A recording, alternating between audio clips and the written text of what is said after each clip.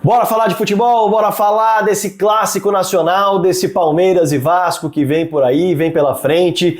É um clássico com camisas muito pesadas, porém clubes vivendo momentos muito diferentes, né? O Palmeiras vem de um período de taças, vem de um título de campeonato paulista, vem de uma vitória contra o Criciúma e vem em busca da ponta da tabela de classificação, quer seguir ali brigando pelo primeiro lugar. Já o Vasco da Gama vive um outro momento, muito turbulento politicamente e tecnicamente também muito difícil, com mudança de treinador, o Álvaro Pacheco chegando e já tomando uma goleada do Flamengo, 6-1, enfim. A gente vai falar muito sobre isso nesse vídeo. Se você não me conhece, caiu aqui por acaso, prazer, meu nome é Rodrigo Fragoso, eu sou setorista do Palmeiras na TNT Sports e também produzo análises em vídeo sobre o clube nas minhas redes sociais.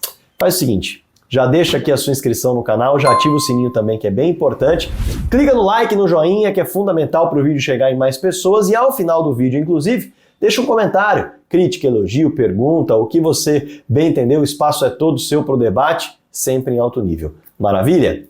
Bom, vamos lá para o assunto do vídeo, porque é um jogo que envolve, inclusive, um jejum. O Vasco não vence o Palmeiras há 10 jogos. É muito tempo, tá? Diferentemente do que acontece, por exemplo, em clássicos estaduais, que 10 jogos a gente fala que é um tabu de 2 anos e meio no máximo, porque as equipes se enfrentam no estado, se enfrentam no Campeonato Brasileiro. Não. Quando a gente fala de uma rivalidade nacional, os encontros são menos frequentes. E para se ter uma ideia, a última vitória do Vasco da Gama sobre o Palmeiras aconteceu no dia 8 de novembro de 2015. Gols do Nenê e do Rafael Silva, 2-0. De lá para cá, foram 6 vitórias do Palmeiras e 4 empates. O Vasco não conseguiu nenhuma vitória sequer. Então, é um tabu pesado e vai enfrentar esse tabu diante do Palmeiras no Allianz Parque. Um Palmeiras modificado, é bem verdade, com alguns nomes de fora. Vale destacar que o Palmeiras não tem peças reservas importantes, tem voltas importantes. Bom,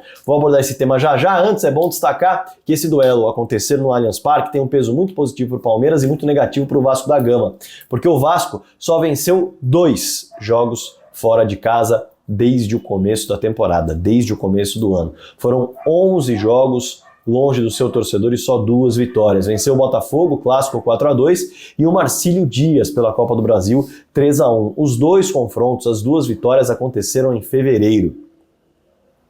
A gente está falando de muito tempo atrás. Então, não só o tabu que o Vasco tem de enfrentar, de não vencer o Palmeiras há muito tempo, também há esse aproveitamento muito ruim jogando fora de casa. E aí, claro que a gente tem que observar a questão das escalações, né? Porque tem notícia pior para o Vasco. Mas o Palmeiras tem notícia boa na parada, embora tenha alguns desfalques que podem ser sentidos. Por exemplo, o Rios, jogador que ou é titular ou é um reserva que entra ao longo dos jogos, mas é um atleta que tem conseguido se destacar, principalmente nas questões mais ofensivas. Defensivamente ainda peca um pouquinho. E o Gustavo Gomes, ambos na Copa América, o Rios com a Colômbia e o Gustavo Gomes com a seleção paraguaia. E o Palmeiras não vai ter o Luan, e seria muito importante contar com o Luan nesse momento, já que o Gustavo Gomes está na seleção paraguaia. O Luan admitia, ou melhor, o Luan assumiria a posição de titular tão habituado, tão histórica, mas ele está de saída, vai para o Toluca, portanto, é outro jogador que fica de fora e isso mexe com a zaga do Palmeiras. E o Luiz Guilherme também, que está em Londres, fez exames, assina com o West Ham e é outro desfalque que é um jogador é um jogador que entrava com alguma frequência esse ano principalmente, né? Mas não era titular, enfim. No entanto, conseguiu resolver alguns jogos, é um atleta importante para o Palmeiras. E o Palmeiras conta com uma volta bem relevante, né? Dudu deve voltar a ser relacionado. Essa é a expectativa, lembrando que o Palmeiras não divulga a lista de relacionados, né? Mas fez mais um jogo treino, fez gol no jogo treino. Então, realmente, a expectativa é de que ele esteja à disposição ainda no banco de reservas, porque deve ser promovida uma volta gradual, pelo menos essa é a expectativa. E aí o Palmeiras chega modificado para esse duelo contra o Vasco por conta dessas alterações, né? É um Palmeiras que tem o Everton no gol, e aí a gente já vê a mudança na linha defensiva, porque deve ter o Rocha na lateral direito, o Piquerez na lateral esquerda, Piquerez que não foi convocado para a seleção uruguaia na Copa América. justamente por conta daquele atrito com o Bielsa, né, de passagem num dia, não queria ir naquele dia, na verdade mandaram a passagem num dia, falaram do outro e tudo isso gerou um problema. O Piquerez não foi para a última convocação e o Piquerez ficou de fora da Copa América. Vai ficar à disposição do Palmeiras. Na zaga, a mudança que eu citava, né?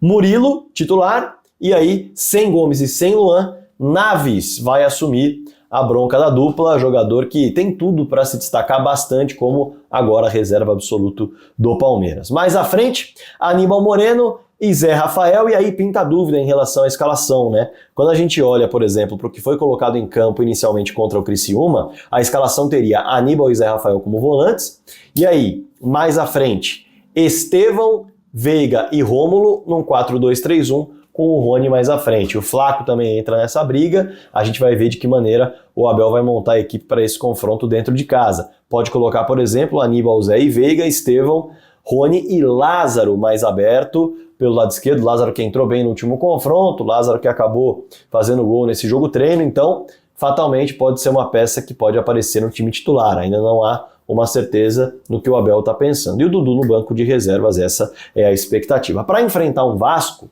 que já não vai ter Medel, vinha sendo reserva, é bem verdade, mas um jogador que muitos torcedores do Vasco, inclusive, queriam o seu retorno para o time titular. Praxedes era um reserva, tá fora, e aí vem a notícia mais pesada para o torcedor vascaíno. Payet. O Payet, que é o suspiro de criatividade nesse Vasco da Gama nos últimos jogos, não vai para o jogo, sentiu a coxa, nem viajou, e aí o torcedor vascaíno vai precisar se apoiar na criatividade do Adson, que inclusive vinha sendo reserva, tá voltando de lesão e é um jogador que tem 2 gols na temporada. Claro que tem momentos bons, mas oscila ainda muito dentro do próprio jogo. Agora o Payet é insubstituível e ele fora pesa demais, demais. É a peça que gera criatividade, que gera algo diferente no jogo do Vasco que tem sido tão pobre.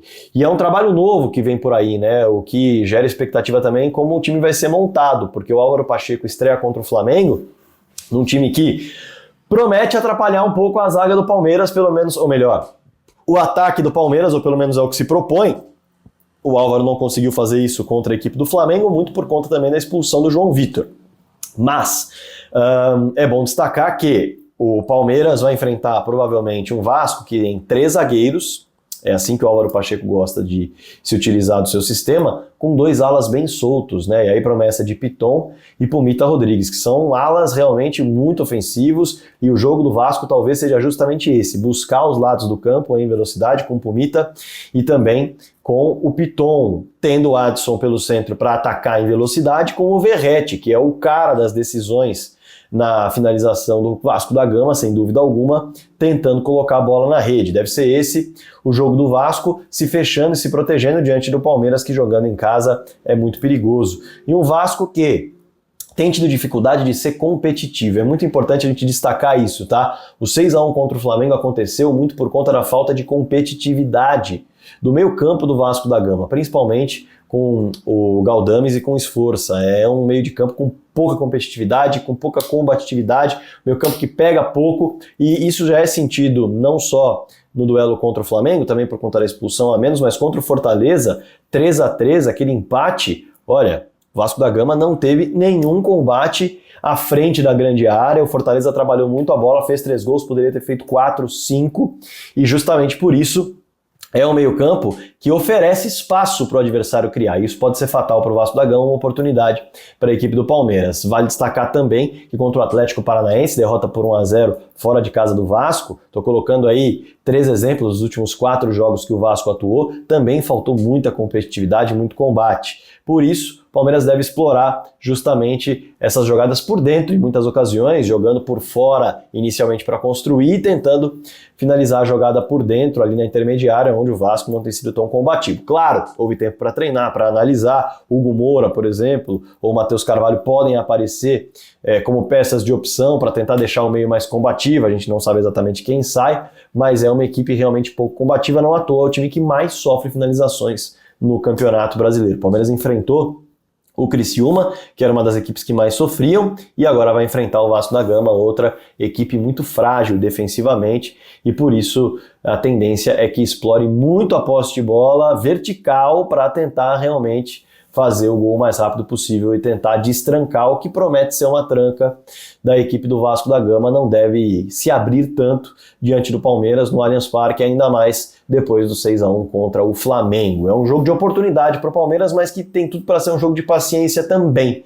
Pode ser um jogo de paciência a depender da proposta do Vasco. Se for se fechar bastante, fechar as linhas, compactar lá atrás, soltar só os alas em velocidade com o Verratti, se defender ali de maneira mais cautelosa, não se expor tanto mesmo com a posse de bola, pode demandar um jogo de paciência, sabendo ainda que o Palmeiras não vive um momento ofensivo muito inspirado, né? Vamos lembrar que contra o Criciúma foi mais perigoso do que o Palmeiras, e olha que o Criciúma definitivamente não é uma equipe tão perigosa dentro desse Campeonato Brasileiro na média. Então, a crise ofensiva do Palmeiras é um problema que vai ter que ser superado, mas o adversário tem caminhos para isso, justamente por ser o time que mais sofre finalizações no Campeonato Brasileiro e ter exemplos de jogos recentes de pouquíssima combatividade, pouquíssima competitividade no meio-campo, além de não ter a sua peça mais importante de criatividade, que é o Payet.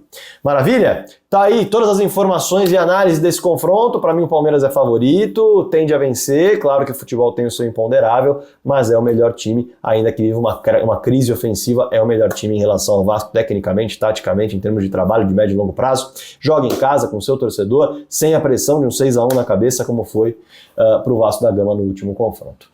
Claro que eu quero seu comentário aqui embaixo, não só seu comentário, quero também o seu like e também a sua inscrição. Maravilha? Tô esperando. Combinado? Bora falar de futebol.